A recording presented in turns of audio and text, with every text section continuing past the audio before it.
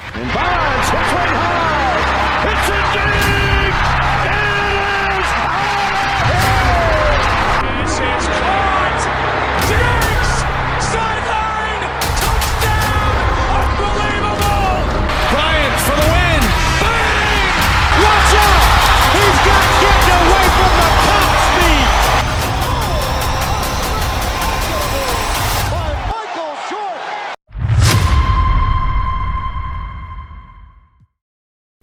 What is going on, everyone? Welcome back to another SGN video where it's all Sim all the time. Guys, it's making this video, we are 2 weeks away from opening night in the NBA, which you guys know I'm going to have all the 2K content ready to roll for you that you're going to need for that day. And that means that in the coming days and weeks up to opening night, more of my 2K content is going to start trickling in for you guys to implement into whatever you guys are going to do. Now, I understand not everybody uses my total setup, whether it's the roster I'm partnering up with Celtic LG for his attention to detail, my NBA sliders, my gameplay sliders. I understand that. Some people like to do bits and parts from different creators, and that's okay. That's why I'm breaking down these videos separately for those of you who enjoy doing that. So let's go ahead and we're going to talk about contracts, right? We know there's a lot of issues in 2K. There has been for years where the CPU has extremely poor cap management and they run out of money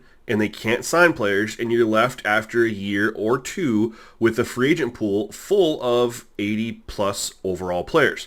So how do we fix that? Well, really there's two ways that you fix that. And we're going to dive into both. They're both essential. You can't do one without the other, but they're a partnership. So to kind of explain the issue, part of the reason the issue is you could have contract sliders solid. Like you can match up numbers to overall, to potential, to age, whatever, extremely well.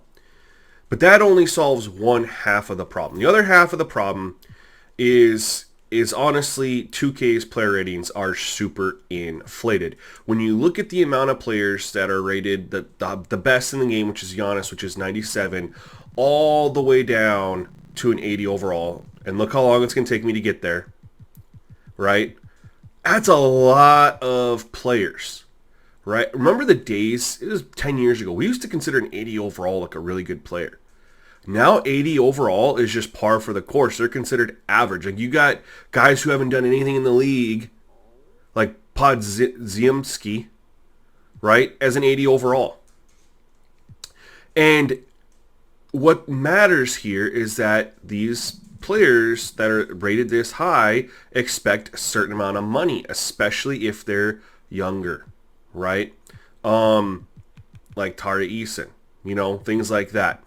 So how do we combat this? Well, number one is you gotta reduce the amount of 80 plus rated players in the game. There's well over 100 at launch. When you go 97 through 80, well over 100.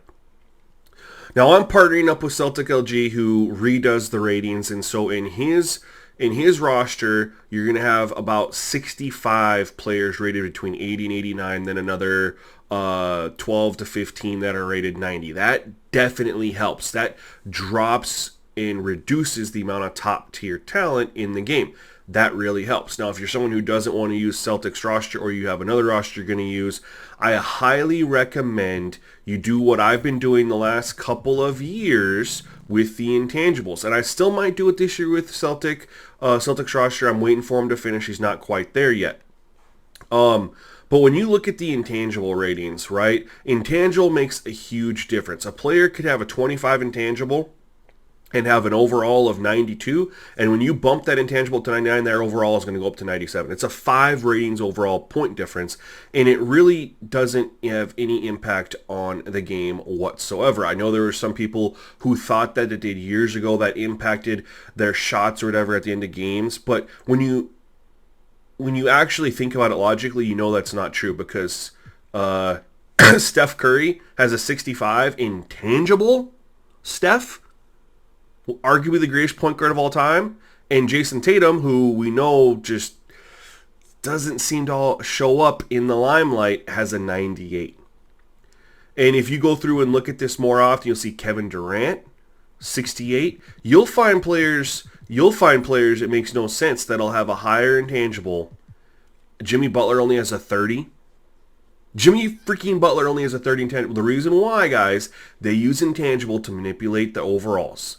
So if they put in Jimmy Butler's ratings and they were higher than they want them to be, they use intangible. Paulo Banchero has a higher intangible than Kevin Durant, Jimmy Butler, and Stephen Curry. Just think about that, you guys. There makes Pascal Siakam, another one. Jaren Jackson Jr. higher, again, you guys, when you actually think about how the intangible ratings are given versus that report from a decade ago from I don't know who it was that claimed it was how they played it in the game, and you look at the players that supposedly are set to perform better in the game, and you look at the players that they're higher than, it makes no sense at all. So what I recommend is using my 10, 5, 15 method, where you can quickly and instantly lower all the players' intangibles to 25, and then do the top 10 players, the top 10 remaining rated players. After you've reduced all their intangibles 25, increase them to 99. Then the next 5 rated players will be 75, and the next 15 players will be 50 intangible. Everybody else is 25. You do this at the start of every new season, and that just kind of gives you a top 30 players, basically, kind of what you see in the All-Star game, things like that. And that really helps spread out the ratings as well and reduces your amount of talent in the game down, which will help the amount of players asking for a lot of money. So now that I got that out of the way, let's go ahead and talk the contract sliders. Now the reason I wanted to talk about that is because in this setup, we haven't made any of those changes, right? And I'm using the 2K default roster, not Celtics roster. I think it was important that I use 2K default because I wasn't going to truly get accurate money value for a player rating if we're using something edited that's not from 2K. So let's go ahead and go into the contracts, and we're gonna talk about a couple other things over here in contracts. So first thing I want to talk about is salary cap value. I have seen other people make their claim to fixing this issue by raising salary cap value as number one, and then number two, lowering the amount of money that players are going to expect. That's not the solution. The solution is, instead of decreasing the amount of money that a player should expect based on his talent and increasing the amount of money that teams have to work with, why not just deflate the ratings? The players play the same anyway. You're only touching the intangibles. It's not like you're nerfing people's three-point ratings and stuff and defensive ratings, right? That is not the answer. I'll show you why, too. I don't think people always think about this. So we're going to go ahead and grab a sample player. We're going to grab Tyrese Maxey. And on my current settings, which I'm not going to show you just yet, right? His expected salary is $41 million. I worked really hard to get here. His current contract has an average of about $40 million per year. So we're right there, right there where we need to be. But what happens when we increase the salary cap value? What maybe people don't realize is that the player's expected salary goes along with the salary cap value. So right now you can see his expected salary is 41.08 and we're at the 140.59.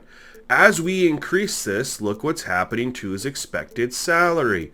Well, wouldn't you know? Because there's more money available to teams, players want more money. And so he gets capped out at 45.79 simply because that's the max. However, if you have a player who is starting off, let's just say at 20 million, he could keep going up past that. So I don't think, people always test that. They just instantly raise salary cap value. They don't realize that, okay, you increase the amount of money teams have, but players are going to want more money now anyway. So again, that's just not the accurate fix. We want to get players the right amount of money that they should have based on their overall potential, age, whatever. We just want to reduce the amount of players that are available to get that kind of money. So let's go ahead and talk about the sliders. So you already see here we have Tyrese Maxey. We'll talk about a couple different players. And here we go. We're going to go ahead and show the ratings. Now, again, this is as best as I could do. For whatever, there's some weird players in here, man, that show that they need to have a lot of money. That doesn't make a lot of sense. I don't know what's up with that. Luckily, these players are still on their rookie deals, so when and where they become free agents and what they actually sign for is to be determined. But there's a couple weird ones. Dyson Daniels, for one, is a guy who, based on his rating and his age, you wouldn't think would want a lot of money, but he just wants a lot of money, and nothing really seems to impact that. But anyway, guys, these are the settings we're going to want to incorporate to get your player expected salary. And so we have Tyrese Maxey here. We're going to go ahead and grab a couple other players. You can see we got some of these older guys like Drummond down to around their real life contract. Some of these guys we know signed. And of course, this is a negotiating tool. His expected salary is 5.86. What did he sign for in real life? 5 million. So we're a little bit higher, but again, you don't always have to. That's his expected salary. We know you can offer people less and they'll sometimes sign for it, right? Kyle Lowry signed for $2 million. His expected salary here is 7.41. You could probably sign him for 5.5 to 6. Again, it's not the most perfect, but you have guys in the league who are veterans who want to go to a championship contender who sign minimum deals. And there's a chance you could get a guy like Kyle Lowry on a minimum deal on your league anyway. But either way, we wanted to reduce the amount of money that players wanted. You look at guys like Brook Lopez, who's going to be 37 years old. What's he going to be demanding? Around $10 million a year because of his age? We're pretty good with that. That makes sense. Bobby Portis is going to want a little bit more money. They're considered the same talent, but Bobby Portis is younger, and so he's going to want more money. That makes sense. And the money that they're going to ask for falls in line kind of with a lot of money that you see them asking for in real life. Josh Giddey's one who's coming up. We don't really know what he's going to get as far as a deal. I did some research online. People expected, what I could see, a lot of the talk was between 25 and 30 million a year. Well, I did my best to hit right there. 28.2. Again, that could depend. That could change based on various things, right? But that's currently where he's at right now. The Bulls are an interesting one. You know, I know Kobe White just signed a 3-year, $36 million deal that he has outplayed. Well, if he's outplayed what would be a $12 million deal, $4 million a year, more on top of Kobe White. And just to go through, you can see, I don't know how many players you guys want to see as examples of this, but Struss is $10 million a year, and he had 3 years, $47 million left. So his contract that he signed was worth a little bit more than he is now, but he's older. So, I mean, we're pretty close. We're pretty close. Isaac Okoro just signed. His deal is $11 million a year. This is 13. But again, you could probably get them for less than that, around 12. So I feel like we're really, really close on these, you guys. And again, if you use a roster like Celtics Attention to Detail, which I'll be doing, I'll be dropping a ton of content for you guys with that, or someone else's roster that de-inflates the ratings and reduces that amount of top-tier talent, then these salary expectations that are extremely realistic will work great, because you're not going to have 100 and some players asking for this kind of money, and this will allow the CPU teams to manage their cap. Just out of curiosity, if those were curious, Isaac Okoro currently would be wanting 13.9 million on the salary cap value of 150, and if we raise this all the way up, then he's going to want 15 million. So it adds $2 million per year onto what he wants, and that's why I say we're not touching that. We're going to leave this realistic, man. That's what we're all about, realism. 2K's gotten a little bit away from that with the way they cater to players and kind of, you know, get on their knees over their 2K ratings and boost everyone up through the roof. So guys, these are the best contract sliders for NBA 2K25. Make sure you utilize these, and I 100% recommend you reduce players' ratings either through a custom roster, or the easiest route if you're not using a custom roster is the quick intangible edit. Otherwise guys, that's it for this one. Stay tuned to the next one. Peace.